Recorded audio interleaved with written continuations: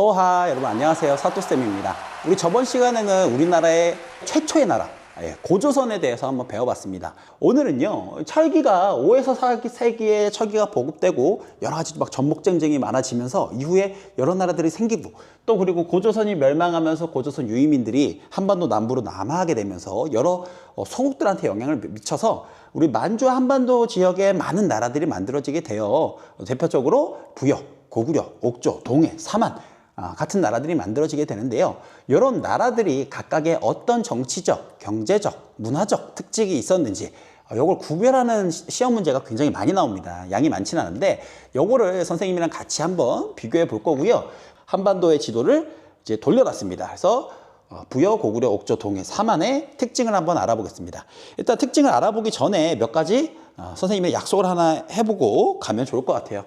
일단 이 지도상 안에서 파란색으로 쓰여지는 내용들 같은 경우에는 정치적인 특징을 선생님이 기록한다고 약속을 하겠습니다. 두 번째, 선생님이 빨간색으로 이 지도 안에서 쓰이는 것들은요, 각 나라의 풍습을 이야기하는 것으로 약속하겠습니다. 자, 그리고 마지막 선생님이 노란색으로 쓴 이 지도상에서 기록된 내용들은요, 각 나라의 특산물을 표시하는 것으로 이해해 주시면 될 것 같습니다. 자, 그러면 가장 한반도에서 먼 만주 지역에서 만들어졌던 고조선이 멸망하기 전에도 이미 건국이 돼 있었던 이 부여라는 나라부터 시작을 해보도록 하겠습니다. 부여는요, 만주 평야에서 이제 숭화강이라고 하는 강 인근에서 만들어진 나라인데요. 평야 지역에서 만들어졌다 보니까 농경과 목축이 굉장히 중심이 되던 나라였던 것 같습니다. 당시 부여는요, 왕 아래에 말, 소, 돼지, 개와 같은 명칭을 쓰는 신하들이 있었어요. 그 신하들을 마가, 우가, 저가, 구가라고 했는데, 그래서 왕을 포함한 4개의 부족, 그러니까 총 5개의 부족이 연합을 해서 나라를 만든 것으로 추정이 됩니다. 마가, 우가, 저가, 구가가 다스리는, 그러니까 왕 말고 이 신하들이 다스리는 별도의 지역이 있었던 것으로 보여져요. 그래서 이런 것을 봤었을 때, 부여는 5개의 부족이 연맹해서 만든 나라였구나. 그래서 그 신하들 마가, 우가, 저가, 구가가 동물들의 이름을 따지 않았습니까? 그래서 아마 이제 평야 지역에서 목축과 농사를 중심으로 살아가는 부여인들의 어떤 환경적인 요인이 이 신하들의 이름을 정할 때 좀 들어간 것이 아닌가라고 추측이 되는데요. 이 신하들이 다스리는 별도의 지역들을 사출도라고 부르고 있습니다. 부여는 이제 매월 12월 때 풍년이나 여러 가지 나라의 안녕을 기원하는 제천 행사, 하늘의 제사를 지내는 제천 행사를 진행했었는데요. 12월에 진행했었던 부여의 제천 행사를 영고라고 합니다. 자, 다음으로는 고구려를 가보도록 하겠습니다. 이제 고구려는요, 부여에서 이주했던 주몽의 세력과요, 당시 고구려가 있었던 압록강 인근에 있었던 토착 지역의 사람들과 함께 결합해서 만들어진 나라라고 할 수 있습니다. 이 고구려도요, 아까 부여와 마찬가지로 왕 말고 4개의 부족이 있었던 것 같아요. 왕을 배출하는 게르부와 또 여러 가지 부서들이 합쳐가지고 총 5개의 부가 있었는데, 그래서 왕 혼자 이제 결정하지 못할 만큼 굉장히 중요한 사안들 같은 경우에는 각 부의 장들이 모여가지고 귀족들의 대표들이 모여서 회의를 하는, 요거를 이제 제가회의라고 합니다. 각각의 가들이 모여서 하는 회의다라고 해서 제가회의. 아까 말했다시피 이 부여와 고구려는요, 나라는 다르지만 5개의 부로 구성된 연맹 왕국으로 시작을 했구나. 공통점이라고 할 수가 있겠습니다. 자, 고구려의 그러면 이제 풍습으로 몇 가지를 알아보면, 고구려는 굉장히 특이한 풍습이 있었어요.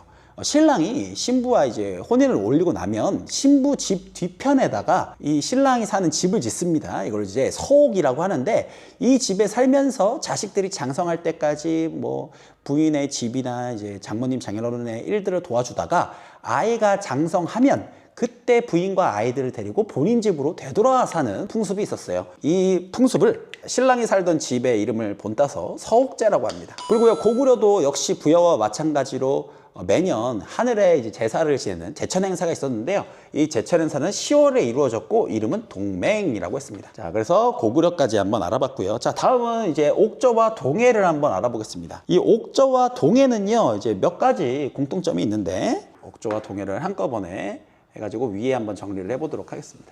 옥저와 동해는요, 부여와 고구려처럼 왕 자체도 없어요. 왕이 없고요. 지도자를 군장이라고 불렀습니다. 군장. 각각 나라의 풍습들이 있는데 일단 옥저 같은 경우 가족들이 죽었었을 때 부모님의 무덤, 자식의 무덤 이렇게 별도로 구분하지 않고요. 가족들이 하나의 무덤에 같이 공동으로 묘를 만드는 풍습이 있었습니다. 이걸 가족 공동묘라고 해요. 그리고 이 옥저 같은 경우에는 남자와 여자가 혼인을 약속하면요. 남자 집에서 어린 여자를 먼저 데리고 가서 키운 다음에 여자아이가 다 크면 그때서 남자 집에서 혼인을 하는 풍습이었던 민며느리제라고 하는 풍습이 있었습니다. 자, 다음으로는 이제 동해 풍습을 알아보겠습니다. 동해에서는요, 이제 타 부족의 경계를 침범하면 배상을 하는 책화라는 풍습이 있었습니다. 책화. 그리고 이 동해에는 부여와 고구려처럼 매년 한 해를 제사 지내는 제천 행사가 있었는데요. 이게 10월에 있었던 무천이라고 하는 제천 행사가 있었습니다. 무천. 자, 그런데 이 옥저와 동해의 지도를 여러분 제가 눕혀봤지만 지금 이 지리상 위치적으로 보면 어디쯤에 위치해 있는 거냐면요. 한반도 동쪽 해안가, 동해안가에 위치해 있는 걸 볼 수가 있습니다. 산지가 많은 지역에 이제 위치한 나라인 걸 알 수가 있는데요. 이러다 보니까 일단 해산물이 풍부하고요. 농사도 잘 되지만 선진 문물이었던 중국이나 여러 가지 선진 문물을 받아들이기에 굉장히 유리한 조건이 아니었어요. 동쪽에 너무 치우쳐 있었기 때문에. 그래서 결국 옥저와 동해는 고구려에 예속돼서 막 조공을 박치다가 나중에 결국 고구려의 공격에 멸망당하는 결과를 낳게 됩니다. 지리적인 환경이 이렇게 중요한 것 같고요. 여기서 좀 특이한 게 이 동해의 특산물이 굉장히 시험 문제에 많이 나오는 경향이 있어요. 동해의 특산물을 한번 알아보도록 하겠습니다. 작은 화를 말하는 단궁이라는 것이 동해에서 굉장히 유명했고요. 그 과일나무 아래도 그냥 지나갈 수 있는, 사람이 타서 지나갈 수 있는 아주 작은 말이라는 뜻의 과하마라는 말이 유명했다고 해요. 그리고 여기다가 바다 짐승의 가죽이었던 반어피라고 하는 것이 아주 특산물 중에 유명했다고 합니다. 이렇게 해서 옥저와 동해의 지리적인 위치, 정치, 그리고 풍습, 그리고 특산물까지 알아봤습니다.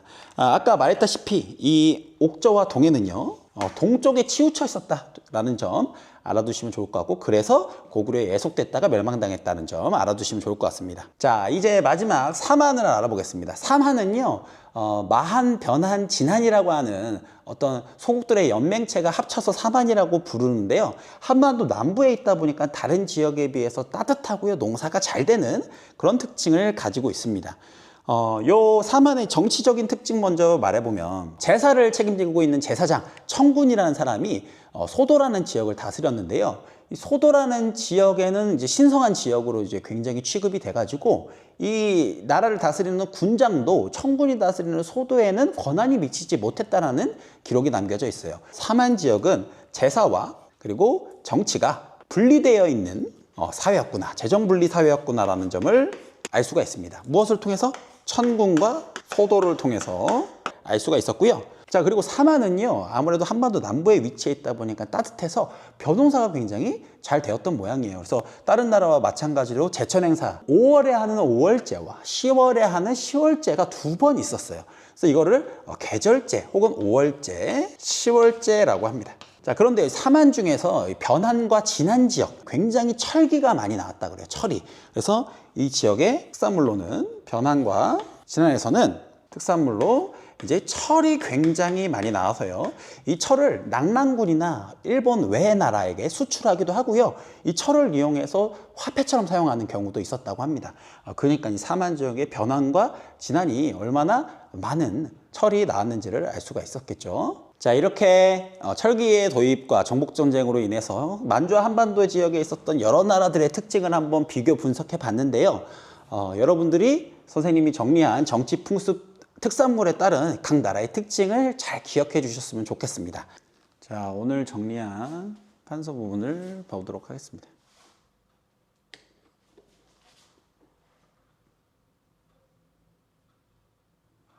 사실 같은 만주와 한반도 지역에 만들어진 나라인데도 불구하고 너무 특징이 다양한 것이 눈에 들어올 거예요. 이토록 이 나라를 구성하고 있는 주변 자연 환경이나 여러 가지 특징적인 요소들로 인해서 이렇게 많이 달라질 수 있구나 라는 걸 느낄 수 있는 부분이었는데요. 여러분들 주변 환경은 아주 풍족한 환경이길 바라면서 오늘 강의 마치도록 하겠습니다. 자, 마치기 전에 마지막 퀴즈 나가겠습니다. 고구려의 풍습으로서 신랑이 신부와 혼인한 후에 신부 뒤에 집을 짓고 아이가 장성한 후 다시 부인과 자식을 데리고 본인의 집으로 돌아가는 이 풍습을 뭐라고 할까요? 정답을 아시는 분은 댓글로 작성해 주시고요. 그럼 여러분 다음 시간에는 삼국의 성장 과정을 한번 연표로 정리해서 강의해 보는 시간을 가져보도록 하겠습니다. 그러면 여기서 강의를 마치고요. 다음에 또 보도록 하겠습니다. 여러분 또 봐.